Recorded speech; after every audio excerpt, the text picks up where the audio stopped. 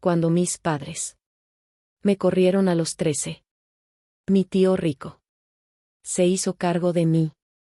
15 años después, mi madre apareció en la lectura del testamento, esperando millones, hasta que la hice callar. El abogado entró y todo se volvió horror. Mi nombre es Valeria Montes. Tengo 28 años, y si hoy te estoy contando esto no es para dar lástima, es porque todavía me cuesta creer que la vida pueda dar vueltas tan brutales. La semana pasada, yo estaba sentada en una sala de juntas elegante, con ventanas enormes y una lluvia fina pegándose al vidrio como si la ciudad también estuviera nerviosa. Frente a mí había una mesa larga. Sobre la mesa, un sobresellado, grueso, con el nombre de mi tío Héctor escrito en letras serias. Y al fondo, como si el tiempo no hubiera pasado, estaban mis padres. No voy a mentirte, al verlos, sentí algo raro. No era cariño. No era nostalgia. Era como cuando ves una sombra moverse en tu casa y tu cuerpo se prepara para lo peor antes de que tu mente lo entienda. Mi mamá entró primero. Traía un vestido oscuro, un collar brillante, y esa misma cara de «yo tengo la razón» que yo recordaba desde niña. Mi papá venía detrás, más encorvado, mirando al piso como quien sabe que va a presenciar algo feo pero igual se deja arrastrar. Y luego apareció ella, mi hermana, con una bolsa cara, uñas perfectas, y los ojos secos, demasiado secos para alguien que venía a despedir a un hombre que decía querer. Se sentaron, pero no como familia. Se sentaron como clientes esperando su premio. No habían venido al funeral. No habían enviado flores. No habían preguntado cómo estaba yo. Pero ahí estaban, en la lectura del testamento, con una seguridad ofensiva.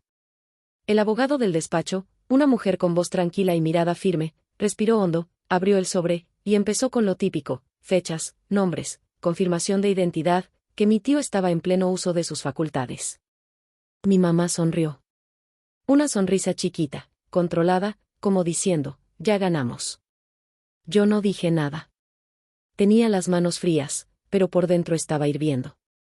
Porque yo sabía por qué estaban ahí. Lo sabía desde que sonó el teléfono con un número desconocido, 2 días después de que mi tío falleciera. Valeria, soy tu mamá. No me dijo, mi hija. No me dijo, ¿cómo estás? No me dijo, lo siento. Solo dijo, me enteré de lo de tu tío, y pues, hay cosas que se deben arreglar, ¿no? Así era ella, todo era un trámite. Todo era una negociación. Y ahora, en esa sala, mientras la abogada pasaba páginas, yo podía sentir a mi mamá midiendo el ambiente, analizando quién era quién, calculando cuánto iba a tocarle. Hasta que la abogada llegó a un punto y dijo: se procederá a leer la sección de exclusiones y motivos, tal como el testador solicitó que se hiciera en voz alta. Mi mamá dejó de sonreír. ¿Exclusiones?, preguntó mi hermana, con una risa falsa, como si fuera un chiste. La abogada no se rió. Solo siguió.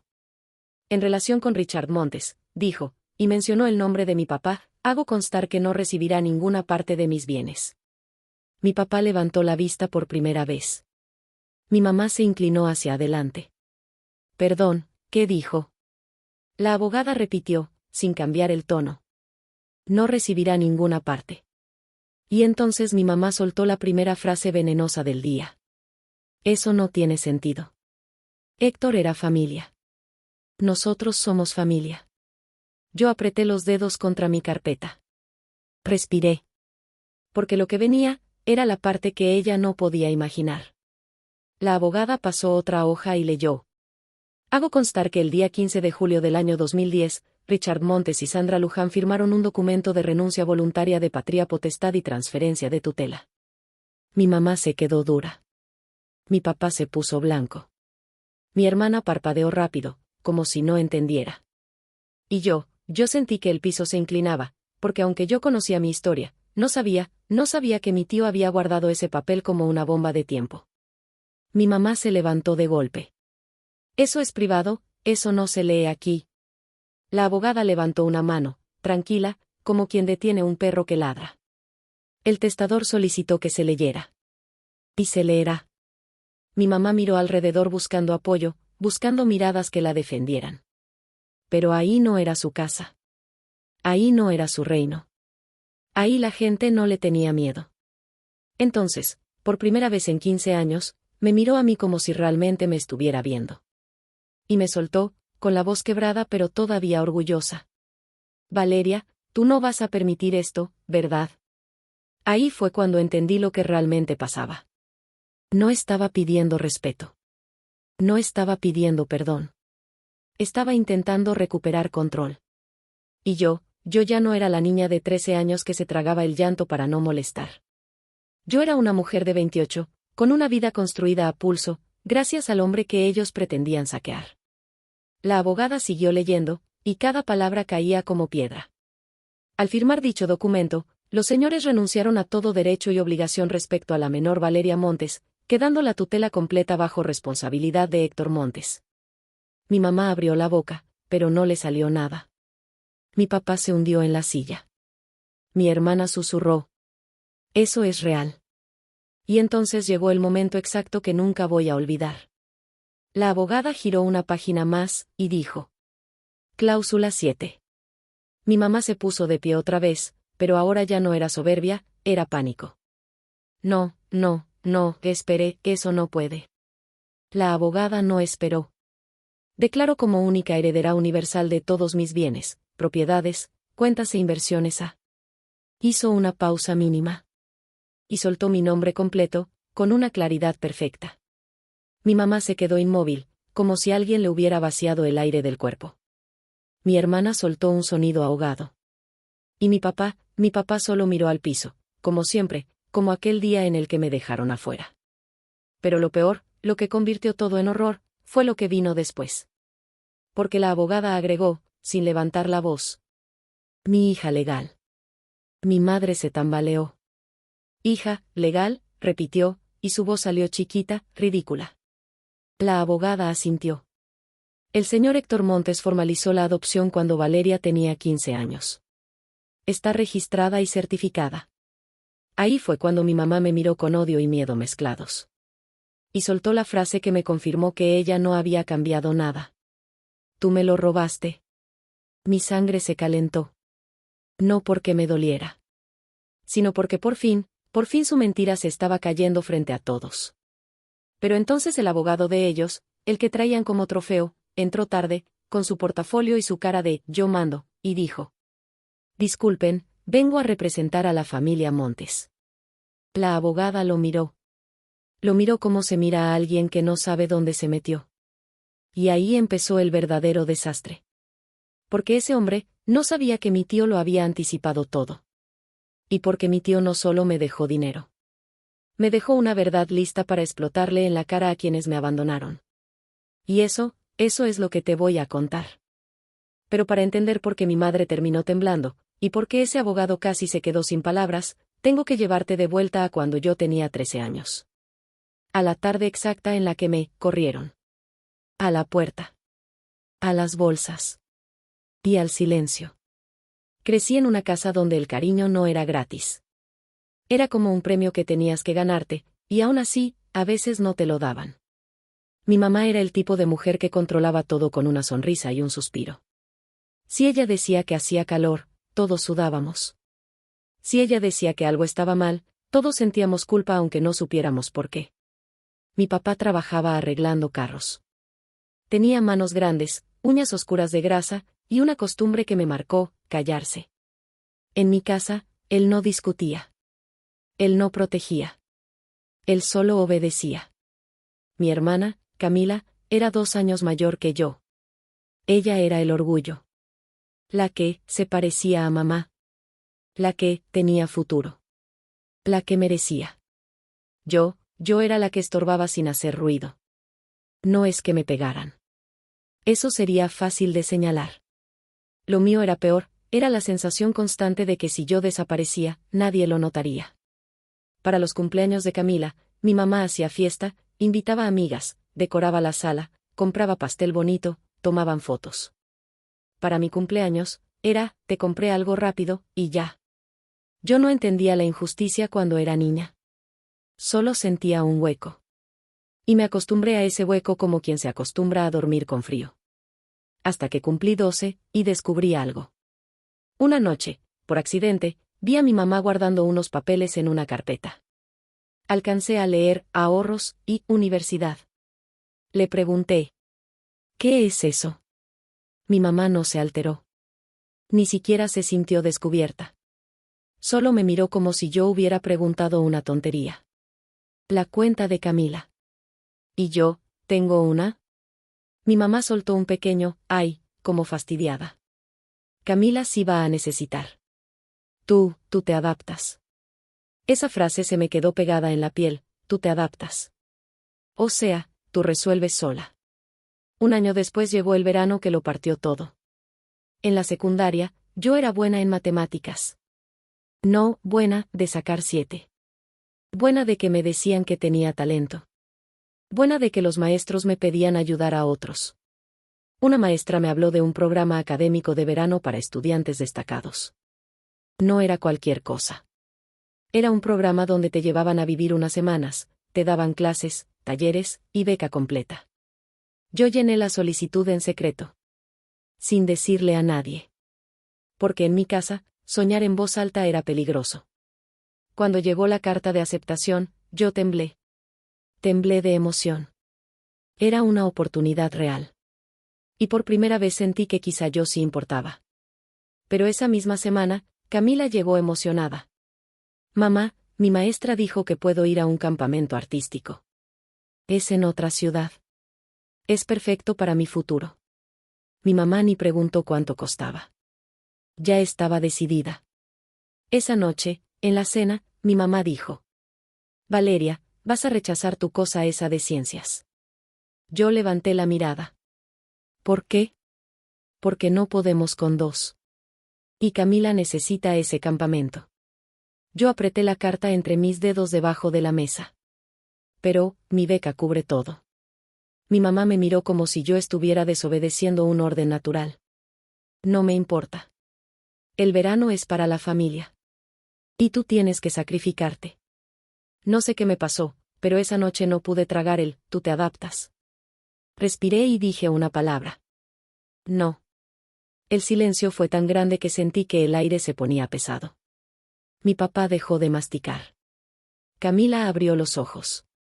Mi mamá se quedó quieta, y luego sonrió, pero no de alegría. Esa sonrisa era peligrosa.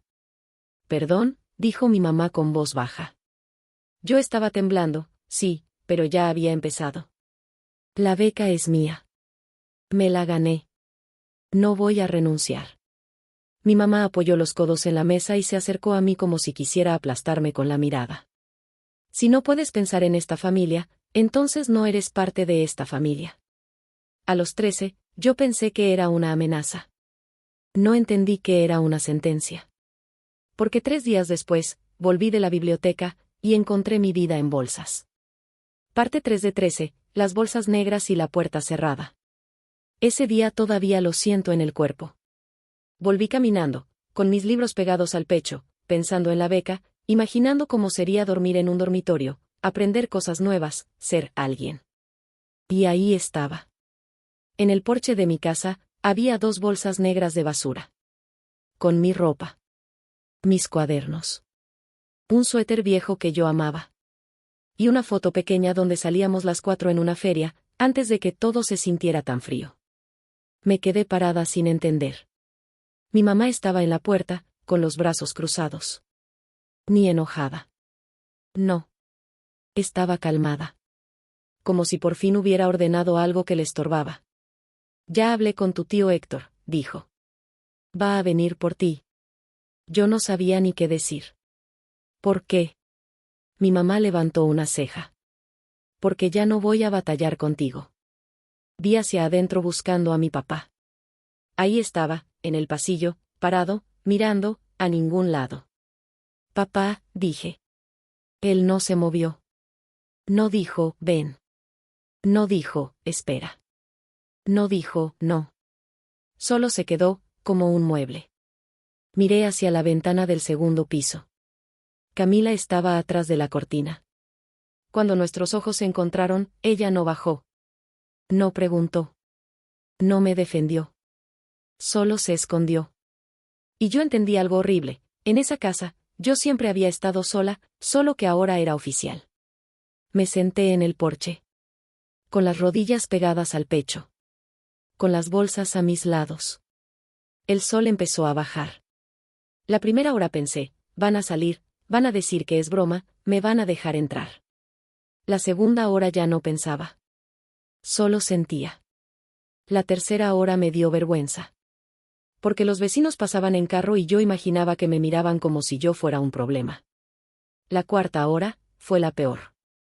Porque ya estaba oscuro y la luz del porche nunca se prendió. Mi mamá no la prendió. Mi papá no la prendió. Camila no la prendió. Yo me quedé ahí, en la oscuridad, como si no mereciera ni un foco. Y entonces, cerca de las 10 de la noche, un carro viejo se estacionó. Se bajó un hombre alto, con cabello ya canoso, y ojos cansados. Mi tío Héctor. Yo lo había visto pocas veces. En reuniones familiares donde mi mamá siempre lo trataba con una mezcla rara de respeto y resentimiento, porque él tenía dinero, pero no se dejaba mandar. Mi tío no preguntó nada al principio. Solo caminó hacia mí. Me miró. Miró las bolsas. Y me abrazó tan fuerte que por primera vez en mucho tiempo, me sentí humana. Vámonos, vale, dijo bajito. Desde hoy, tienes casa. Esa noche, mientras subíamos al carro, vi a mi mamá en la puerta. No lloró. No se despidió. No dijo nada.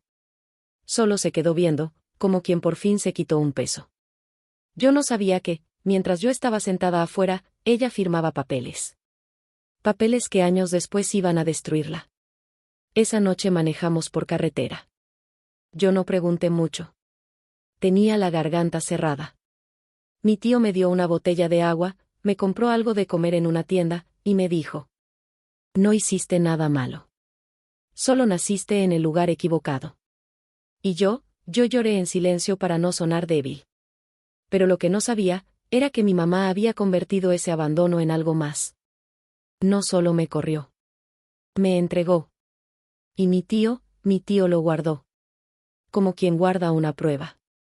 Como quien sabe que un día, alguien va a intentar negar lo que hizo. Y ese día, llegó 15 años después, cuando tocaron a mi puerta. Suscríbete si te gusta el video. Y ahora sí, déjame contarte quién era realmente mi tío Héctor, porque mi mamá le tenía tanta rabia, y cómo pasé de ser la niña de las bolsas, a la mujer que ellos quisieron exprimir. La casa de mi tío Héctor no era grande. No tenía lujos exagerados ni paredes brillantes. Pero desde la primera noche entendí algo que jamás había sentido, ahí no tenía que justificar mi existencia. Me dio una habitación pequeña, con una cama individual, un escritorio sencillo y una lámpara vieja que hacía un zumbido raro cuando la prendías. Para mí, era un palacio. Era la primera vez que una puerta se cerraba detrás de mí, para protegerme, no para echarme. Mañana vemos lo de la escuela, me dijo. Hoy descansa. No me preguntó qué había hecho mal. No me pidió explicaciones. No me dijo que exageraba. Solo me dejó dormir.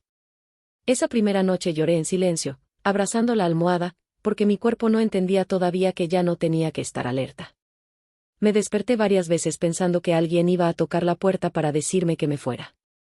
Pero nadie tocó. A la mañana siguiente, mi tío estaba en la cocina preparando huevos, tarareando una canción vieja. Me vio y sonrió como si yo siempre hubiera vivido ahí. Buenos días, vale. No, niña. No, oye. No, tú. Vale. Ese nombre dicho sin fastidio me desarmó. Desayunamos sin prisas. Me preguntó qué me gustaba estudiar, qué libros me interesaban, si quería leche o café. Cosas pequeñas, pero para mí eran gigantes.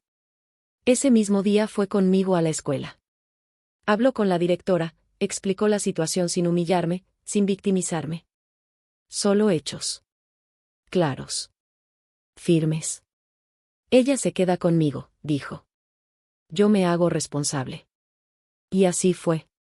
Con el tiempo, entendí quién era realmente mi tío Héctor. No nació rico. Nada que ver. Había trabajado desde joven, había hecho crecer su negocio con paciencia, con errores, con noches sin dormir. Mi mamá siempre lo criticaba diciendo que se creía mucho, pero la verdad era otra, mi tío no se dejaba pisar. Y eso a ella le molestaba. Nunca se casó. Nunca tuvo hijos. Y aún así, me eligió. Los primeros meses fueron raros. Yo no sabía cómo comportarme en un lugar donde no me gritaban por derramar agua o por hacer ruido al caminar. Me disculpaba por todo. Perdón por esto. Perdón por aquello. Hasta que un día mi tío dejó el periódico y me dijo algo que se me quedó tatuado. Deja de pedir perdón por existir. Yo bajé la mirada. No sabía cómo hacerlo. En esa casa aprendí cosas que parecen obvias, pero que yo nunca había vivido. Que si te equivocas, no te abandonan. Que si lloras, no eres una carga. Que si sueñas, no te castigan. Mi tío me ayudaba con tareas, me llevaba a la biblioteca, celebraba mis calificaciones como si fueran logros olímpicos. Cuando llegó la respuesta final del programa académico que yo había defendido, lloró. Lloró de orgullo. Sabía que lo lograrías, dijo. Ese verano fue el primero de muchos en los que empecé a sentir algo nuevo, dignidad. Mientras tanto, mi familia biológica desapareció. No llamadas. No cartas. No preguntas. Ni siquiera cuando cumplí 14. Ni cuando cumplí 15. Era como si yo hubiera muerto, y solo volvieran a recordarme cuando el dinero apareció en el horizonte. Con el paso de los años, mi tío no solo me dio techo. Me dio estructura.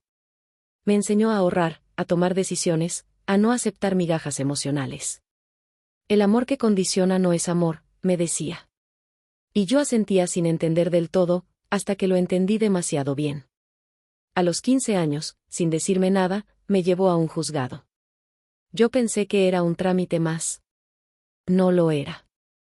Ahí fue donde ocurrió algo que cambiaría todo, aunque yo no lo supe hasta muchos años después. Mi tío firmó documentos. Habló con un juez. Respondió preguntas. Yo solo estaba sentada, nerviosa, jugando con mis dedos. Cuando salimos, me compró un helado y me dijo: ahora sí. Ya nadie puede quitarte de aquí.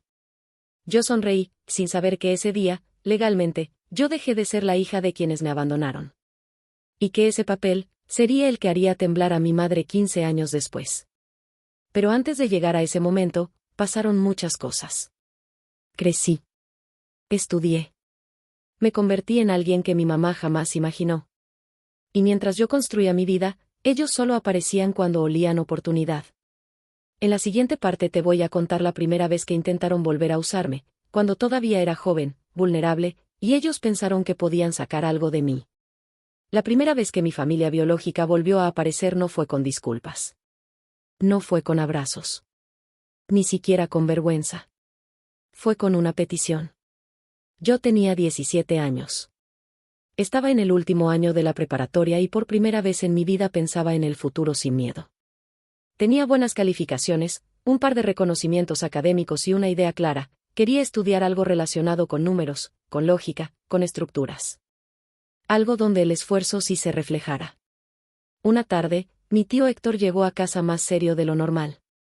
Dejó las llaves sobre la mesa y me miró con esa expresión que usaba cuando sabía que una conversación no iba a ser sencilla. Vale, hoy me llamaron. Sentí un pequeño nudo en el estómago. ¿Quién? Tu mamá. No dije nada. Mi cuerpo se tensó solo. No para saber de ti, agregó rápido. Para pedirme dinero. Ahí entendí todo. Según él, mi papá había perdido el trabajo. Estaban atrasados con la renta.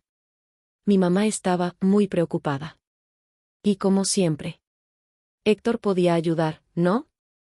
Mi tío me miró con cuidado. No te llamaron a ti.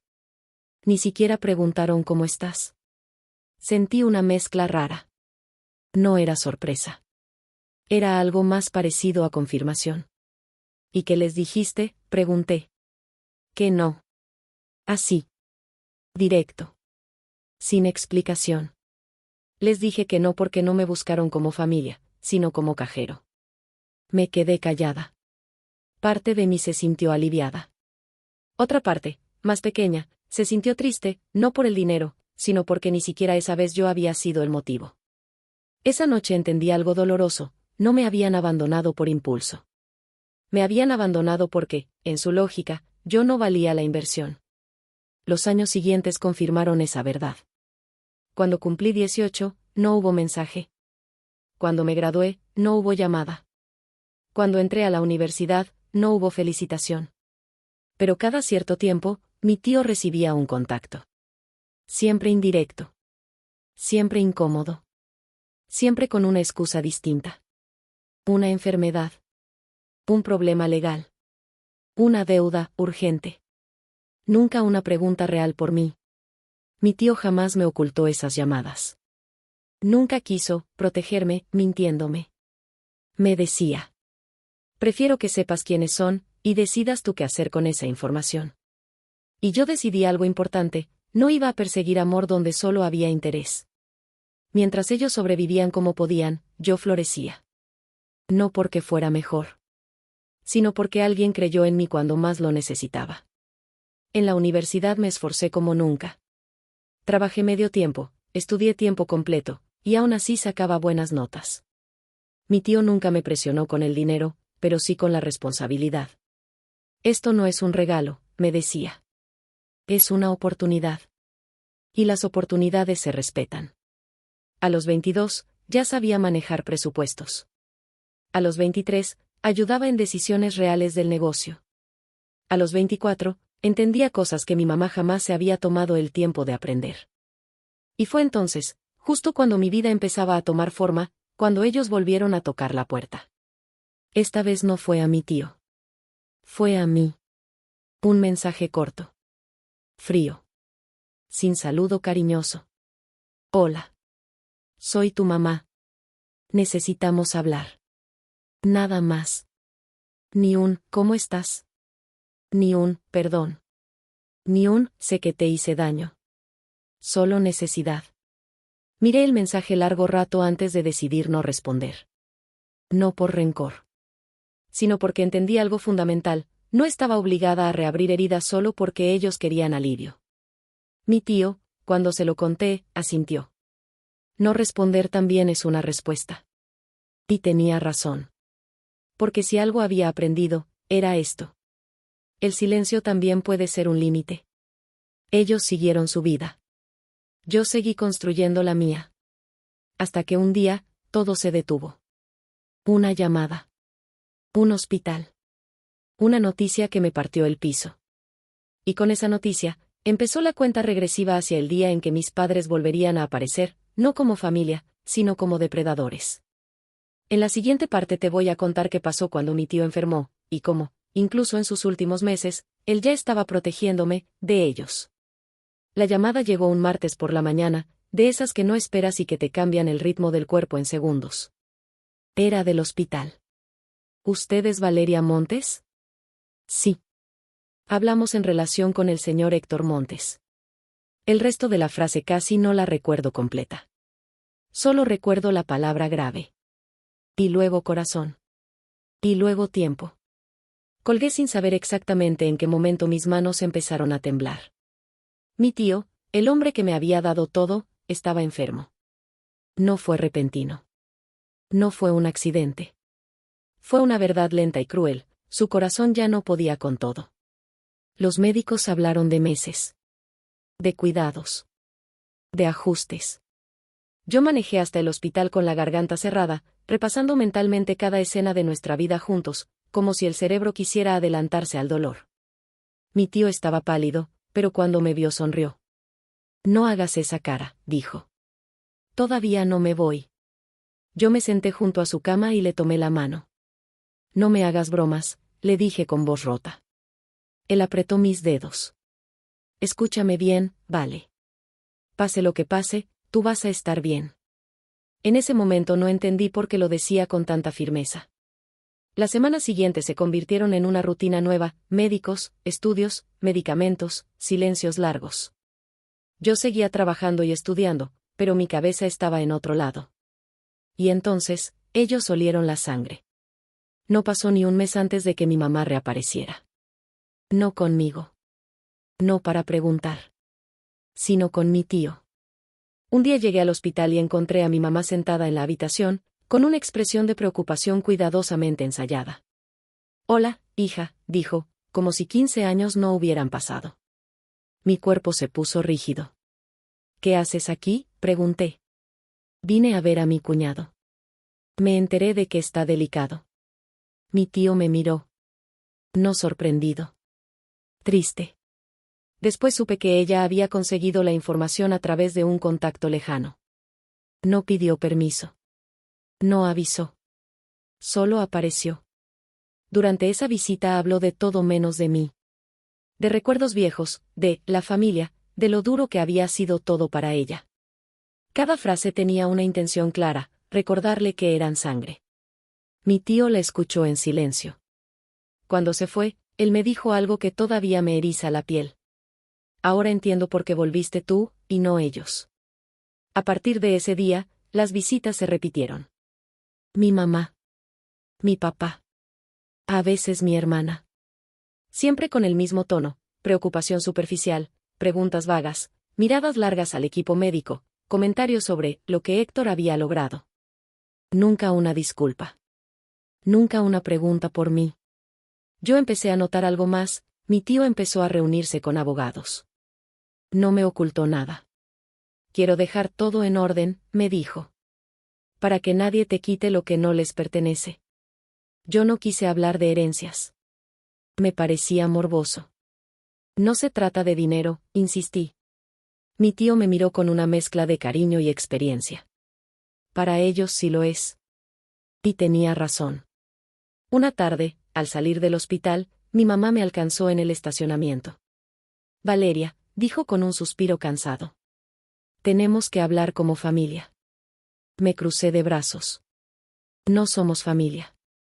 Su cara se tensó apenas un segundo. «No seas rencorosa. Yo sigo siendo tu madre». Respiré hondo. Las madres no dejan a sus hijas en un porche de noche. Ella desvió la mirada. «Eso fue hace mucho. Ya supéralo». Ahí entendí algo definitivo, ella no sentía culpa. Solo incomodidad. Y cuando no consiguió lo que quería de mí, cambió de estrategia. Empezó a hablar con los médicos. A preguntar por procedimientos. A insinuar que mi tío estaba confundido. Un día, uno de los doctores me llamó aparte. Su madre ha hecho algunas preguntas legales. La palabra legal me heló. Esa misma noche, mi tío me pidió que me sentara. «Vale, quiero que sepas algo antes de que ellos lo usen». Sacó una carpeta vieja. Amarillenta. La abrió. Dentro estaba el documento que había firmado mi mamá años atrás. El papel que decía, sin rodeos, que ella había renunciado a mí. «Guardé esto por una razón», me dijo. «Porque sabía que algún día intentarían reescribir la historia». Mis manos temblaban al tocar ese papel. No era solo un documento. Era la prueba de que yo no había sido desechada por accidente. Había sido una decisión consciente. Y entonces entendí por qué, el día de la lectura del testamento, mi madre se desmoronó. Porque ese papel era su reflejo. Después de mostrarme aquel documento, mi tío Héctor no volvió a guardarlo como antes. Ya no estaba escondido en una carpeta olvidada. Ahora formaba parte de algo más grande, de un plan. Yo no quería pensar en finales. Me negaba. Cada vez que él hablaba de dejar todo en orden, yo cambiaba de tema, le hablaba del trabajo, de cualquier cosa. Hasta que un día me miró con esa calma firme que siempre tenía cuando sabía que estaba en lo correcto. «Valeria, no te estoy preparando para perderme. Te estoy preparando para que no te vuelvan a lastimar». Eso me rompió. A partir de ese momento, me incluyó en todo. No como heredera, sino como persona de confianza. Me explicó cómo funcionaban sus propiedades, sus inversiones, sus cuentas. No para presumir, sino para que entendiera. El dinero sin contexto es un problema, decía. Y el dinero sin límites, destruye familias. Yo empecé a ver con claridad algo que antes no entendía. Mi mamá no estaba regresando por amor, ni por reconciliación. Estaba regresando porque sentía que el tiempo se le acababa. Una tarde, mientras mi tío dormía, encontré a mi mamá hablando con una enfermera en el pasillo. Bajito. Discreto. Pero no lo suficiente. Ella no decide nada, decía mi mamá refiriéndose a mí. Yo soy la familia directa. La enfermera se veía incómoda. Señora, todo lo legal lo ve el paciente con su abogada. Mi mamá me vio ahí, parada. Sonrió. Solo me aseguro de que todo se haga bien. Ese fue el día en que mi tío tomó una decisión definitiva. Llamó a su abogada y le pidió que viniera a casa. Era una mujer seria, de voz tranquila, que no se impresionaba con títulos ni dramas. Se sentaron en el comedor. Yo estaba presente, pero no hablaba. Quiero agregar una cláusula especial, dijo mi tío. La abogada levantó la vista. ¿En relación con quién? Con Valeria. La abogada asintió y tomó notas. Quiero que quede claro que cualquier intento de impugnar este testamento, active consecuencias. Yo lo miré sorprendida. ¿Qué tipo de consecuencias? Mi tío me miró. Las necesarias. La cláusula decía algo muy simple, pero muy poderosa. Si cualquier persona que apareciera en el testamento intentaba impugnarlo, perdería automáticamente cualquier derecho, beneficio o consideración. Nada de negociaciones. Nada de acuerdos silenciosos. Era todo, o nada. No quiero que te compren la paz, me dijo después. Quiero que tengas el derecho de decir no sin pagar un precio. Esa noche no dormí. No por miedo, sino por una tristeza profunda. Porque entendí que mi tío estaba cerrando puertas, no por rencor, sino porque me amaba. Los días siguientes, la salud de mi tío empezó a empeorar. Yo me quedé a dormir con él muchas noches. Hablábamos de todo. De errores. De decisiones. De la vida que yo estaba construyendo. Nunca te pregunté, me dijo una madrugada. ¿Te dolió mucho, que ellos no volvieran? Pensé un momento. Sí, respondí. Pero dolió más darme cuenta de que solo volvían cuando necesitaban algo. Mi tío suspiró. Algunas personas confunden la sangre con el derecho. La última semana, mi mamá dejó de aparecer. Tal vez porque ya no tenía acceso. Tal vez porque sabía que algo se le estaba escapando. El día que mi tío falleció fue tranquilo. Demasiado tranquilo. Yo estaba ahí. Le tomé la mano. Le dije gracias. Le dije que iba a estar bien. No sé si me escuchó, pero me gusta pensar que sí. Y mientras yo lo despedía, en otro lugar, ellos ya estaban haciendo llamadas. Porque la muerte no los trajo de vuelta. El dinero sí. El teléfono sonó 2 días después del funeral. Ni flores. Ni presencia. Ni un mensaje de pésame. Solo una llamada. Número desconocido. Estuve a punto de no contestar, pero algo dentro de mí ya sabía quién era. Valeria, dijo la voz apenas respondí. Era mi mamá. No lloraba. No temblaba. No sonaba triste. Sonaba ocupada. Me dijeron que habrá una lectura del testamento, continuó, como si estuviéramos hablando de una cita médica. Necesitamos estar ahí. Necesitamos. Esa palabra me dio risa por dentro. No depende de mí, respondí. Eso lo maneja la abogada. Hubo un silencio breve. Valeria, no hagas esto difícil, dijo con tono condescendiente. Tu tío era impulsivo. Siempre lo fue. No estaba bien al final. Ahí estaba. La estrategia. ¿A qué te refieres?, pregunté. A que a veces la gente enferma afirma cosas que no entiende del todo. ¿Y tú estuviste muy cerca de él? Yo apreté el teléfono. ¿Estás diciendo que lo manipulé? Yo no dije eso, respondió rápido. Solo digo que las cosas pueden aclararse. De forma justa. Justa para ella. No voy a hablar de esto por teléfono, dije. Si tienes un abogado, que se comunique con el despacho. Mi mamá suspiró, exagerado. Valeria, eres joven.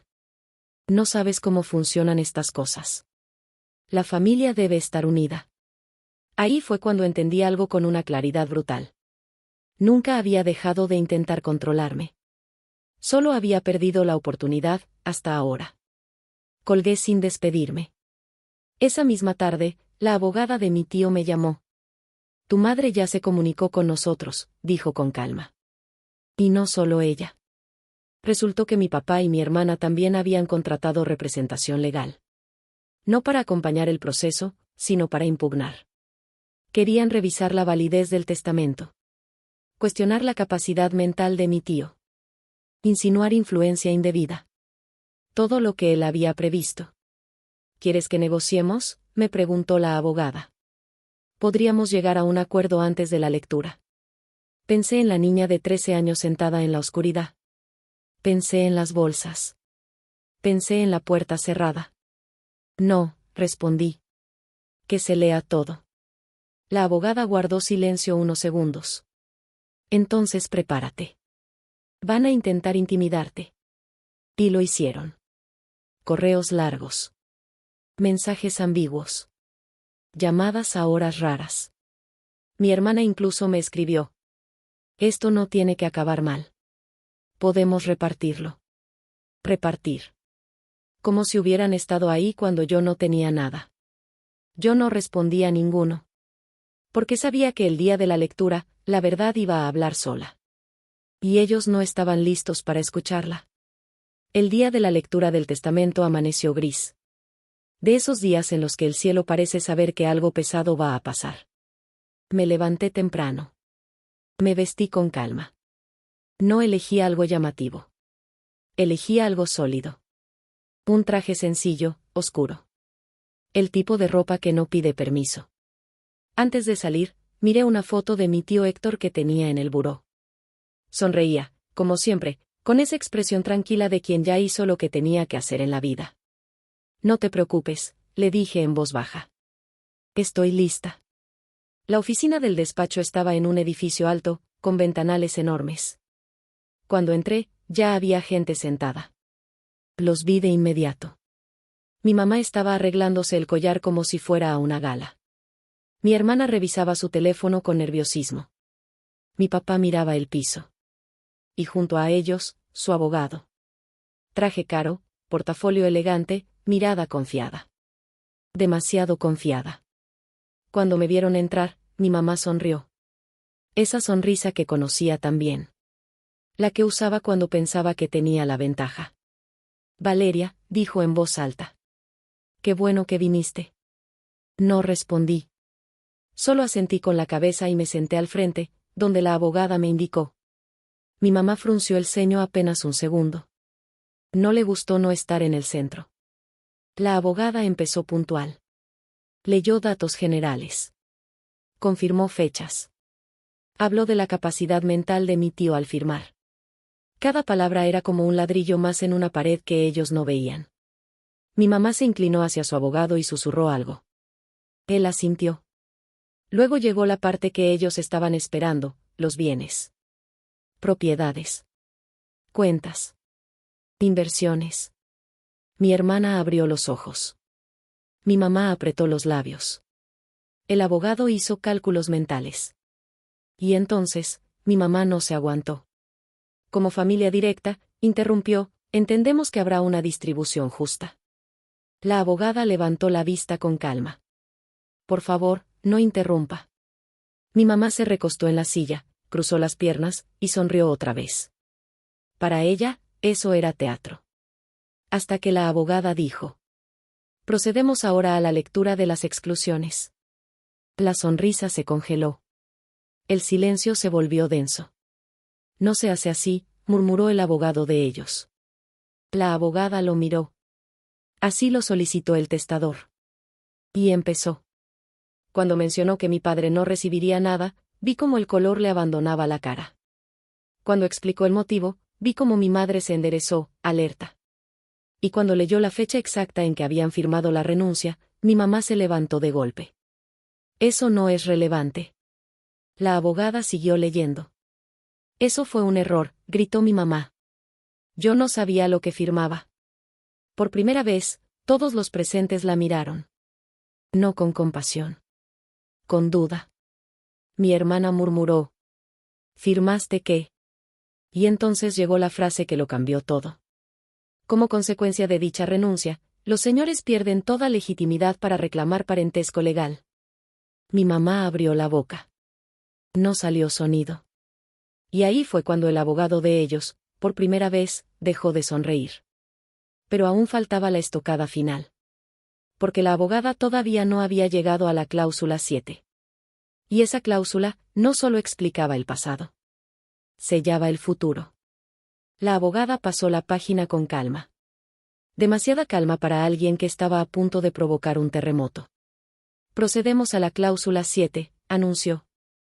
Sentí como el aire cambiaba en la sala. Mi mamá se inclinó hacia adelante. Su abogado enderezó la espalda. Mi hermana dejó el teléfono a un lado. Ahí estaba. El momento que todos habían venido a ver, por razones muy distintas. El testador declara como única heredera universal de todos sus bienes, propiedades, cuentas e inversiones a. La abogada hizo una pausa mínima. No dramática. Precisa. Valeria Montes.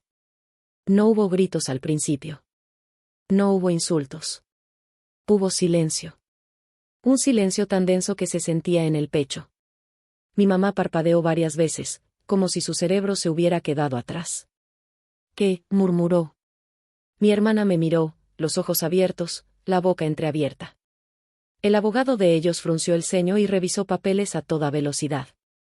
Y entonces la abogada agregó, con la misma serenidad. La heredera es reconocida en el documento como hija legal del testador. Eso fue todo. Mi mamá se levantó tan rápido que la silla se movió con ruido seco. No, gritó. Eso es imposible. La abogada levantó una mano. Por favor, siéntese. No me diga qué hacer, gritó mi mamá. Esa niña no es su hija.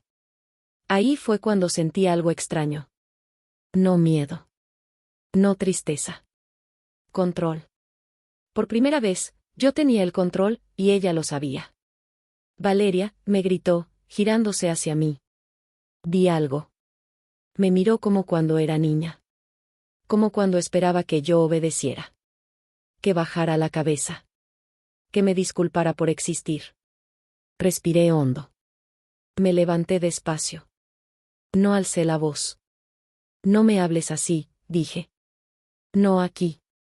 Mi mamá se quedó congelada. No por mis palabras, sino por el tono. Porque ya no era el de una hija pidiendo permiso. Era el de una mujer poniendo un límite. Tú no puedes quedarte con todo, dijo ella, ahora más baja, más venenosa. Eso nos pertenece. La miré directo a los ojos. No, respondí. Lo que me pertenece, me lo gané sobreviviendo sin ustedes.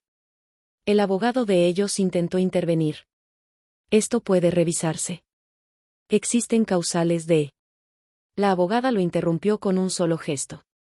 Antes de cualquier intento de impugnación, dijo, debo leer la disposición preventiva. Mi mamá se giró hacia ella. ¿Qué disposición? La abogada leyó, clara, sin énfasis. Cualquier persona mencionada en este testamento que intente impugnarlo, perderá automáticamente cualquier derecho, beneficio o posible compensación, sin excepción. El abogado de ellos palideció. Mi mamá lo miró. ¿Eso qué significa?, preguntó. Él tragó saliva. Que si seguimos, se quedan sin nada. Mi mamá volvió a mirarme. Ya no con odio. Con miedo. Valeria, dijo, y su voz se quebró por primera vez. Podemos arreglar esto. Yo negué despacio. No quiero arreglar nada contigo. Ella dio un paso hacia mí. Soy tu madre. La miré con calma. Una madre no firma para renunciar a su hija. Eso fue todo. Mi mamá se quedó inmóvil. Mi hermana bajó la cabeza. Mi papá no dijo una palabra. Y en ese silencio, la abogada continuó leyendo. Porque la verdad ya había hablado. Y nada, absolutamente nada, iba a devolverle el control a quien me había dejado en la oscuridad. Cuando la abogada terminó de leer el testamento, nadie se levantó de inmediato. Era como si el cuerpo de todos necesitara unos segundos extra para aceptar lo que acababa de pasar. Mi mamá fue la primera en moverse. No hacia la puerta. No hacia su abogado. Hacia mí. Caminó despacio, con los ojos vidriosos, cambiando el tono como quien cambia de máscara frente al espejo. Valeria, hija, dijo, usando esa palabra como si nunca la hubiera soltado. Tenemos que hablar a solas. No grité. No discutí. No, respondí. Esa sola palabra la descolocó. Por favor, insistió, bajando la voz. No aquí. La gente está mirando. La miré alrededor. Nadie estaba mirando con morbo. Estaban mirando con atención. Con incomodidad. Con una claridad que a ella nunca le gustó. Aquí está bien, dije. Siempre te gustó hablar cuando había testigos. Mi mamá apretó los labios. Respiró hondo. Y entonces hizo lo que siempre había hecho cuando se sentía acorralada. Se victimizó. Yo no era mala, dijo con voz temblorosa. Estaba cansada. Estresada. No sabía lo que hacía. Mi hermana se acercó un poco, nerviosa. Mamá. Mi mamá la ignoró. Tú eras difícil, me dijo. Siempre cuestionándolo todo. Siempre pidiendo más. Ahí entendí algo importante, ella seguía culpándome. Yo tenía 2 hijas, continuó. No podía con todo. La interrumpí con suavidad. Entonces debiste pedir ayuda. No firmar para desaparecerme. Su cara se contrajo. Eso fue un error. No, respondí. Fue una decisión. El abogado de ellos se aclaró la garganta. Señora, debemos retirarnos. Mi mamá lo miró como si la estuviera traicionando. No, aún no. Y entonces, sacó su última carta. Valeria, dijo, y por primera vez su voz sonó rota de verdad. Si no es por mí, piensa en tu hermana. Mi hermana levantó la mirada, sorprendida. Ella también sufrió, continuó mi mamá. Tú te fuiste. Ella se quedó conmigo, ¿sabes lo que fue crecer con una madre como yo? Mi hermana tragó saliva. Yo la miré. Por primera vez, vi a Camila no como la favorita, sino como otra hija de la misma mujer. Camila, dije despacio. ¿Eso es verdad? Mi hermana dudó. Sus ojos se llenaron de lágrimas. No fue fácil, admitió. Pero, no es tu culpa. Mi mamá la miró furiosa. Cállate. Ahí fue cuando entendí que no había salvación posible en ese diálogo. Ya basta, dije. No voy a pelear con ustedes por lo que no construyeron. Me giré hacia la abogada. ¿Ya terminó? Ella asintió. Todo ha quedado asentado. Mi mamá se dejó caer en la silla. Mi papá se levantó sin decir palabra y caminó hacia la puerta. Por primera vez, no siguió a mi mamá. Simplemente se fue. Mi hermana se quedó quieta, atrapada entre 2 mundos. Antes de salir, mi mamá me miró una última vez. No con odio. Con algo peor. Vacío. Y entendí que esa mujer no sabía amar sin controlar. Cuando salí del edificio, el aire frío me golpeó la cara. Respiré profundo. No sentí victoria. Sentí cierre. Pero la historia aún no terminaba. Porque una semana después, recibí un mensaje que no esperaba. Y esa vez, no venía de mi madre. Pasó una semana desde la lectura del testamento. 7 días en los que el mundo siguió girando como si nada, pero yo caminaba con una calma rara, nueva. Como si el ruido de fondo que había cargado toda la vida por fin se hubiera apagado. Entonces llegó el mensaje. No era de mi mamá. No era de un abogado. No era una amenaza disfrazada. Era de Camila. ¿Puedo escribirte sin que te moleste? Leí esa frase varias veces. No pedía nada. No exigía. No manipulaba. Solo preguntaba. Respiré hondo antes de responder. ¿Puedes escribir? Tardó varios minutos en contestar. Cuando lo hizo, el mensaje fue largo. Demasiado largo para alguien que siempre había hablado poco conmigo. Valeria, no sé por dónde empezar. No te escribo por dinero. No te escribo por el testamento. Te escribo porque desde ese día no he podido dormir. Me quedé quieta, leyendo. Yo vi todo aquella noche. Te vi sentada en el porche. Vi las bolsas. Vi cómo esperabas. Y no bajé.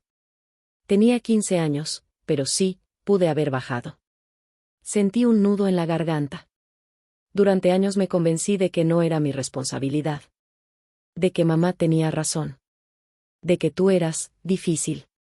Pero escuchar esos papeles, escuchar que no fue un impulso, sino una firma, me cayó todo encima. Seguí leyendo, despacio. No te pido que me perdones. No te pido que tengamos una relación. Solo necesitaba decirte que sé que fallé. Y que lo siento. Cerré los ojos. Por primera vez en mucho tiempo, alguien de mi familia no estaba reescribiendo la historia para quedar bien. No estaba justificándose. No estaba pidiendo. Estaba asumiendo. No respondí de inmediato. No porque no quisiera, sino porque necesitaba escucharme a mí misma. Pensé en la niña de 13 años. Pensé en la adolescente que aprendió a sobrevivir sin pedir nada. Pensé en la mujer que ahora podía elegir. 2 días después, le respondí. Gracias por decir la verdad. No estoy lista para una relación. Pero agradezco que no hayas intentado usarme. Su respuesta fue corta. Lo entiendo. Y eso fue todo. No promesas. No dramas. No presión. Con el paso de las semanas, mi vida empezó a acomodarse. El proceso legal avanzó sin sobresaltos. El abogado de mis padres se retiró del caso. No hubo más intentos de impugnación. Mi mamá no volvió a escribir. Mi papá, tampoco. Y por primera vez, ese silencio no dolía. Porque ya no era abandono. Era distancia elegida. Un mes después, la abogada me llamó para confirmar que todo había quedado cerrado. Propiedades, cuentas, responsabilidades. Todo. Antes de colgar, me dijo algo que se me quedó grabado. Tu tío fue muy claro. No quería que ganaras dinero. Quería que ganaras paz. Esa noche, volví a la casa. La misma donde había llegado con 2 bolsas negras. Caminé por los pasillos, toqué las paredes, me senté en la cocina. No sentí tristeza. Sentí gratitud. Porque entendí algo que nunca nadie me había enseñado. La familia no siempre es la que te da la vida, sino la que te la devuelve. El día que todo quedó oficialmente cerrado, no sentí euforia. No sentí ganas de celebrarlo con champaña ni de llamar a nadie. Me senté en la sala, sola, con una taza de café entre las manos, y pensé en algo muy simple. Por primera vez, nadie podía quitarme nada. No dinero. No casa. No identidad. Pero más importante aún, nadie podía volver a decirme que yo no valía. Durante años creí que el momento decisivo de mi vida había sido cuando me dejaron en ese porche, con 2 bolsas negras y una puerta cerrada. Hoy sé que no fue así. El momento decisivo fue cuando alguien me abrió otra puerta, sin condiciones. Decidí algo que no le conté a nadie de inmediato.